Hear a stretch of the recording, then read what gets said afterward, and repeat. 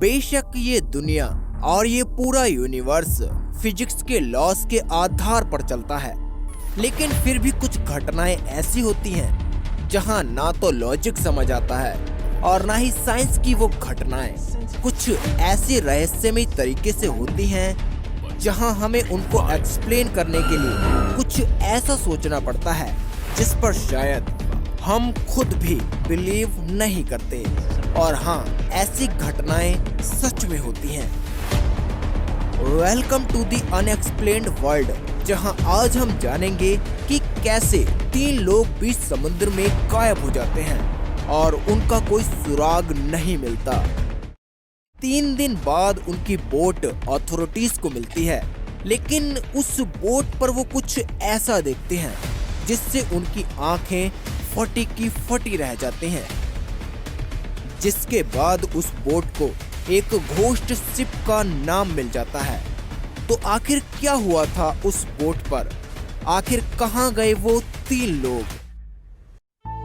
समुद्र। किसी समुद्री तट से अगर दूर तक निगाहें दौड़ाई जाएं, तो बस पानी ही पानी दिखाई देता है।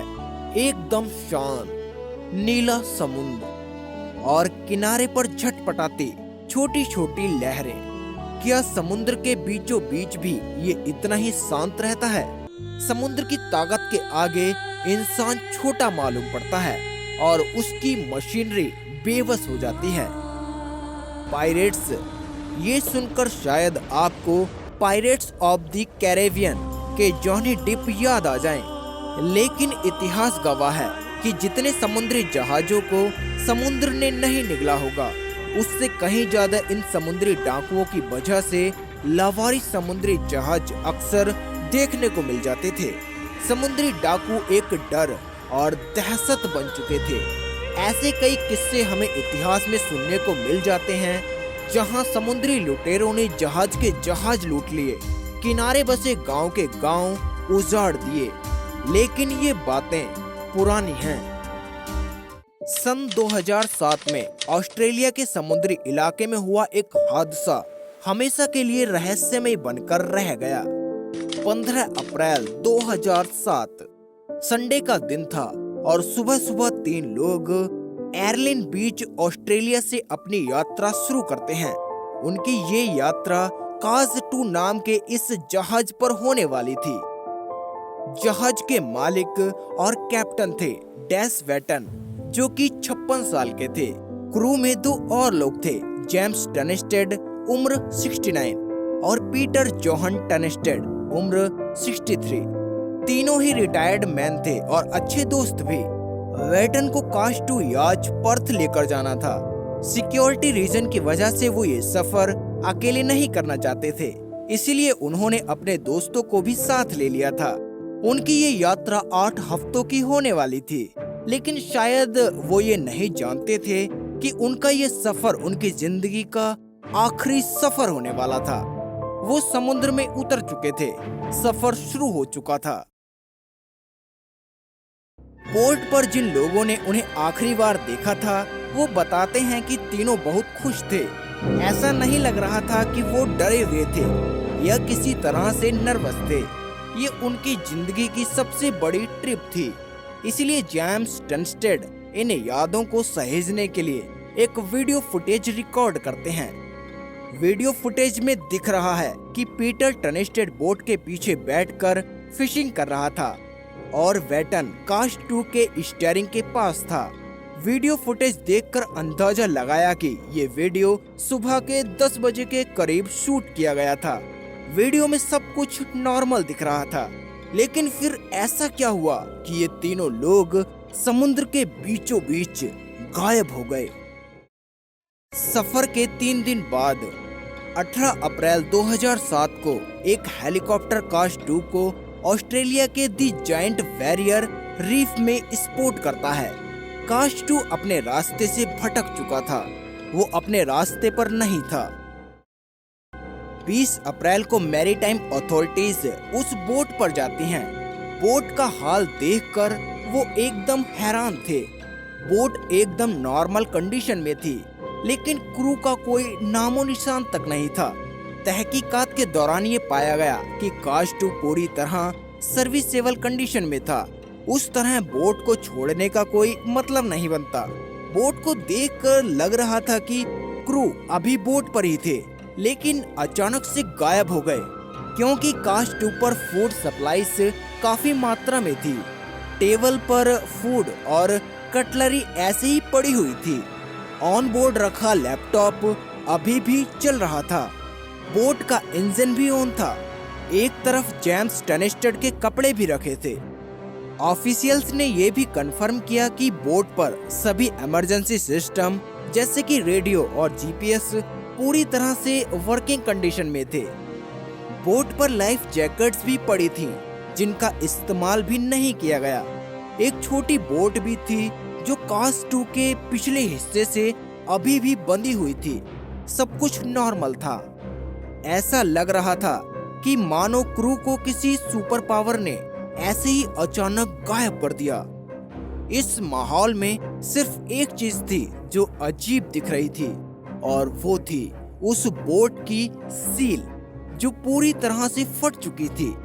जब ये जहाज मिला तभी से उसकी ये फटी हुई सील हवा में ऐसे ही लहलहा रही थी, मानो वो किसी अजीब और रहस्यमय घटना का संकेत दे रही हो। रेस्क्यू ऑफिसर बेंसन ने कहा कि वहाँ सब कुछ नॉर्मल था, लेकिन फिर भी काश-2 का वो सीन देखने में अजीब और डरावना लग रहा था। उन्होंने बताया कि वहाँ पर कॉफी कप्स और न्यूज़पेपर भी थे और उन्हें वहाँ पर चाकू भी मिले। फिर उन्होंने कहा, मेरा वहाँ पर सबसे बड़ा डर ये था कि कोई मुझ पर हमला ना कर दे, कोई ऐसा जो मुझे उस बोट पर नहीं देखना चाहता। मैं समुद्र में 160 किलोमीटर अंदर था, बिना किसी बैकअप के, और मुझे नहीं पता था कि उस बोट पर वाकई में कोई है भी या नहीं, और उस बोट पर हुआ क्या था। 18 अप्रैल को कुछ बोट्स और नेवी एयरक्राफ्ट से उन तीनों लोगों को खोजने का अभियान शुरू हुआ। उनकी आखिरी वीडियो में दिख रही लोकेशंस पर और जीपीएस डाटा के आधार पर हर जगह इंफ्रारेड के साथ भी क्रू को खोजा गया। कोस्टल एरियाज और इसलैंड पर भी खोजबीन की गई, लेकिन क्रू का कोई नामो निशान नहीं मिला। अगले दिन फुल स्केल पर सर्च और रेस्क्यू एफर्ट किए गए, जिसमें वॉलेंटियर रेस्क्यू यूनिट और आसपास के कई गांवों से आई थी। Coast guard, 2 rescue helicopter, 9 aeroplane और 2 कमर्शियल समुद्री जहाज भी लगे हुए थे, लेकिन किसी को भी कोई सुराग नहीं मिला। सर्वाइवल एक्सपर्ट्स का कहना था कि अगर अभी भी वो पानी में हैं, तो कोई चांस नहीं है कि वो जिंदा होंगे। 21 अप्रैल को सारी आशाएं खोने के बाद हवाई और समुद्री सर्च टीम को वापस बुला लिया जाता है। इसके बाद काश-2 का रहस्य और गहराता चला गया। अब इन्वेस्टिगेशन टीम ने केस को और जांचा और देखने की कोशिश की कि कहीं वो कानून को धोखा देने की कोशिश तो नहीं कर रहे, लेकिन इन्वेस्टिगेशन टीम को इस बात के भी कोई सबूत नहीं मिले। बोट का केबिन एकदम साफ था, कोई लूटपाट के संकेत नहीं थे, सारी चीजें अपनी जगह पर व्यवस्थित रखी थी। इवन बोट के पीछे फिशिंग लाइन भी वैसी ही थी, बस कुछ मिसिंग था, तो वो थे वो 3 लोग। आखिर क्या हुआ होगा उनके साथ, कुछ भी समझ नहीं आ रहा था। इन्वेस्टिगेशन टीम को बैटन के बेड के नीचे से एक और चीज मिली, एक सील्ड कंटेनर। टीम ने पाया कि उसमें एक फायर आर्म थी और कुछ एमोज यानी बुलेट्स, और उनमें से कुछ भी यूज नहीं किया गया था। और एक ड्रॉवर में उन्हें एक सिंगल बुलेट अलग से मिली, जो कि सेम कैलिबर की थी। जीपीएस डाटा से पता चला कि जहाज को उत्तर की तरफ ले जाया गया था, जहां उनके सफर के शुरुआत से ही मौसम काफी खराब था। डैश बैटन की वाइफ जेनिफर बैटन ने बताया कि डैश काफी एक्सपीरियंस्ड थे। वो पिछले 25 सालों से बोटिंग कर रहे थे और सेफ्टी के मामले में वो काफी चौकन्ने रहते थे। इस ट्रिप पर जाने से पहले उन्होंने मरीन रेडियो और जीपीएस एक्सपर्टीज का कोर्स भी किया था। ऐसा तो बिल्कुल नहीं हो सकता कि मौसम खराब हो और वो खराब मौसम में निकल गए हों, क्योंकि इस ट्रिप को वो 1 महीने से प्लान कर रहे थे। वो इसको डेली डिस्कस करते थे और उन्होंने जीपीएस और कंप्यूटर से अपना रूट तय किया था। इवन वो खराब मौसम की वजह से कई बार अपने ट्रिप को टाल भी चुके थे। उनकी वाइफ कहती है कि वेटन पूरी तरह से फिट और फाइन थे इस यात्रा के लिए। ग्रीमी डगलस, जो कि कास्ट 2 के पुराने मालिक थे, उन्होंने कहा कि बोट एकदम गुड कंडीशन में थी जब वेटन ने उसे खरीदा था, और जब बोट को बरामद किया गया तब भी बोट एकदम सही थी। इंजन चालू था, बोट में खराबी के कोई संकेत नहीं थे। डगलस यह भी बताते हैं कि उन्होंने बैटन को रूट प्लान करने में हेल्प भी की थी, लेकिन ये बात हजम नहीं होती कि वो अपने तय रूट से भटक क्यों गए। आखिर क्या वजह थी कि उन्होंने अपनी बोट को अलग दिशा में मोड़ लिया। कास्ट 2 की इस मिस्ट्री का कोई अंत नहीं मिल रहा था। फिर कास्ट 2 के क्रू के गुम होने के पीछे कई थ्योरी सामने आने लगी। हर थ्योरी के अपने अपने लॉजिक थे। सच्चाई कुछ भी हो सकती है। वो 3 लोग कभी नहीं मिले। कास्ट 2 का ये रहस्यमय केस आज भी ऑस्ट्रेलिया में सबसे बड़ी अनसॉल्व्ड और अनएक्सप्लेन्ड मिस्ट्री है। आखिर क्या हुआ कास्ट 2 के क्रू के साथ? कुछ सी एक्सपर्ट्स मानते हैं कि कास्ट 2 के क्रू के गायब होने के पीछे कोई सी मॉन्स्टर है। क्या वो कोई जायंट स्क्विड हो सकती है? वैसे जायंट स्क्विड का जिक्र किस्सों और कहानियों तक ही सीमित रहा है, लेकिन कुछ लोग बताते हैं कि जायंट स्क्विड वाकई में एक विशालकाय समुद्री जीव है और उनका पाला इस महाकाय मॉन्स्टर से पड़ चुका है। सन 2007 में न्यूजीलैंड के दक्षिणी इलाके में एक मछुआरे ने अचानक से एक बहुत ही बड़ी स्क्विड को पकड़ लिया था। वो स्क्विड अपने हेड से लेकर टेंटिकल्स तक 33 फीट लंबी थी और उसका भार तकरीबन 1100 पाउंड था। लेकिन क्या एक स्क्विड कास्ट 2 के क्रू के गायब होने का कारण हो सकती है? कुछ लोग कहते हैं कि स्क्विड छोटी छोटी बोट्स पर हमला करती है। ऐसी कुछ घटनाएं पहले भी हो चुकी हैं, जहां एक स्क्विड ने छोटे समुद्री जहाजों को अपना निशाना बनाने की कोशिश की। स्पेशली पैसिफिक ओशियन के गर्म पानी में ऐसे क्रिएचर मिल जाते हैं जिन्हें आमतौर पर लोग सिर्फ कहानियों में ही जानते हैं। सन 2003 में भी कुछ समुद्री नाविकों ने एक बड़ी स्क्विड को देखने की बात कही। जब उन्होंने देखा कि उनकी बोट के पिछले हिस्से में एक बहुत बड़ी स्क्विड है, जिसकी वजह से वो अपनी बोट को कंट्रोल नहीं कर पा रहे थे। फिर उन्होंने बोट को कुछ समय के लिए रोका। जब स्क्विड ने बोट से अपनी ग्रिप ढीली की और समुद्र की गहराइयों में चली गई, तब वो अपनी बोट को आगे बढ़ा पाए।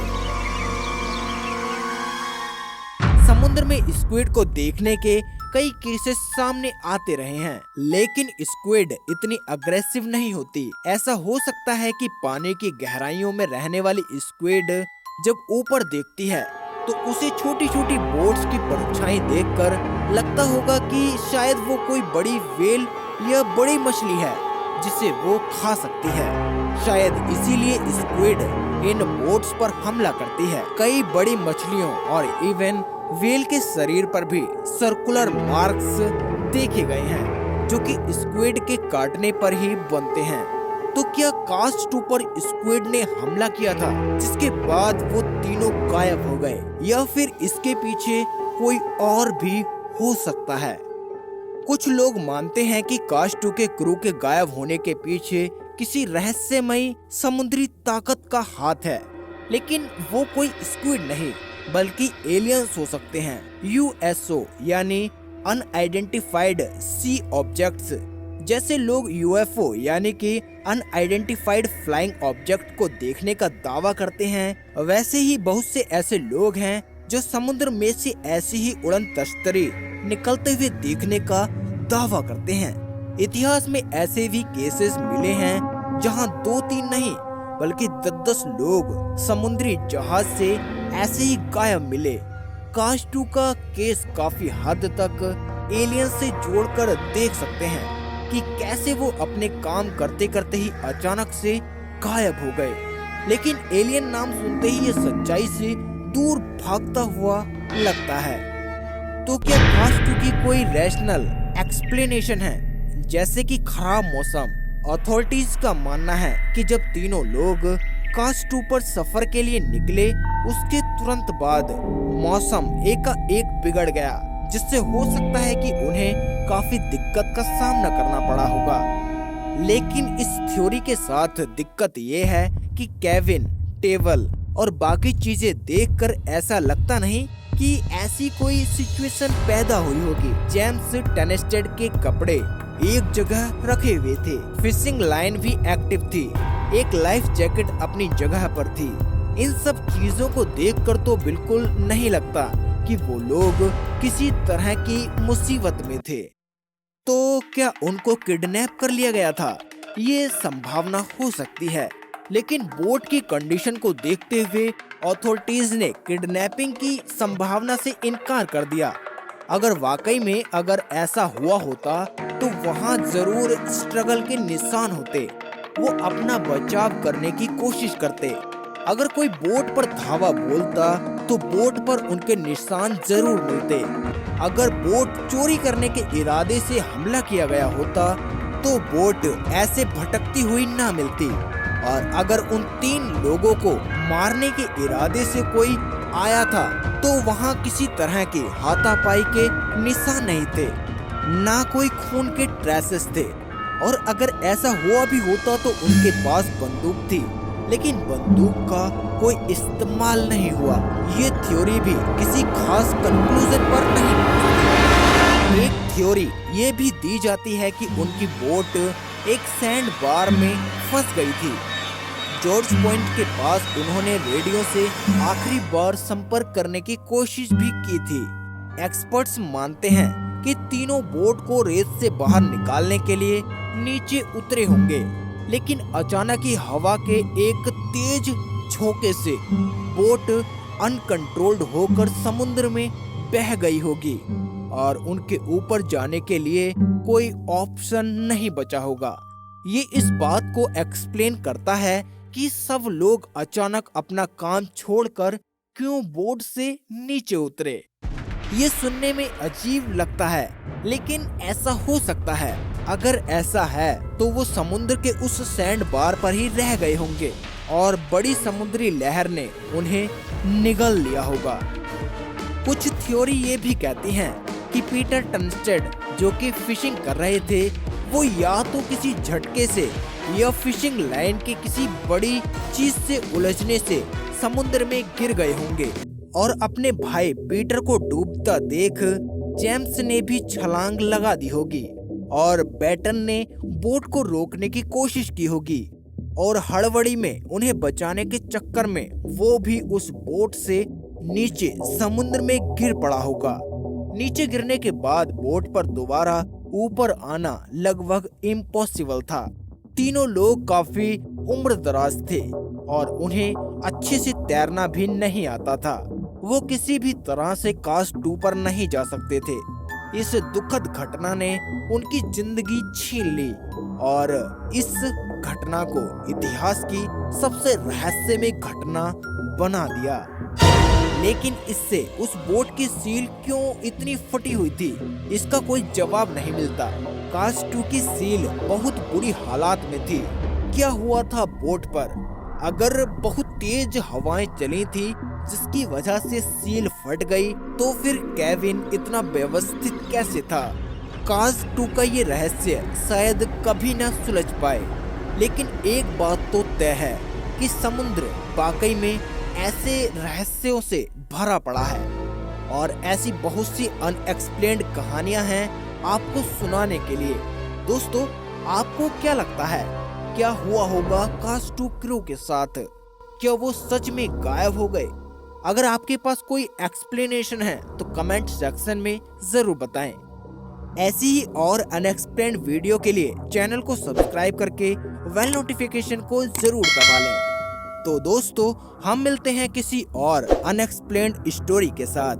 तब तक के लिए बाय, जय हिंद, वंदे मातरम।